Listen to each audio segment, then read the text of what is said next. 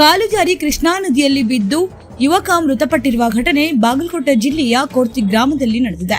19 ವರ್ಷದ ಮಹಾಂತೇಶ್ ಎಂಬ ಯುವಕ ಓಕುಳಿ ನಿಮಿತ್ತವಾಗಿ ನೀರು ತರಲು ಹೋಗಿದ್ದ ವೇಳೆ ಪೂಜೆ ಸಲ್ಲಿಸುವ ಸಂದರ್ಭದಲ್ಲಿ ಕಾಲು ಜಾರಿ ಬಿದ್ದು ಸಾವನ್ನಪ್ಪಿದ್ದಾನೆ.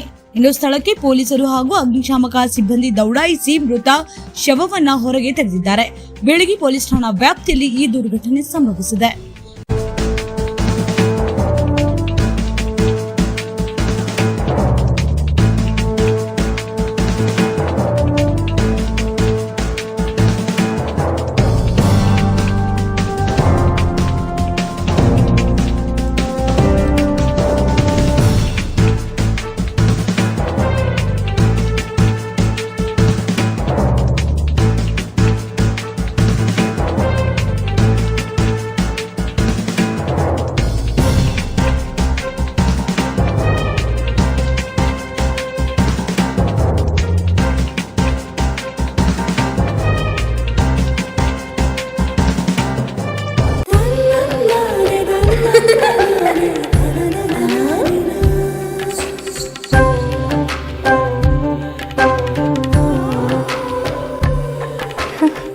ನನ್ನ ಸುಂದರವಾದ ಪುಟ್ಟಿ.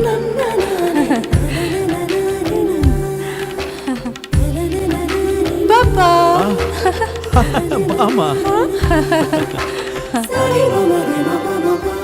ಇದು ಹಲ್ದಿಗಲ್ವೇ? ಇದು ಮೆಹಂದಿ. ಇದು ಅದು ರಿಸೆಪ್ಷನ್ಗೆ.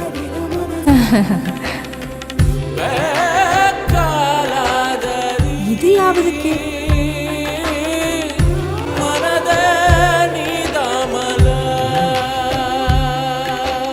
For me? Sultan Diamonds and Gold.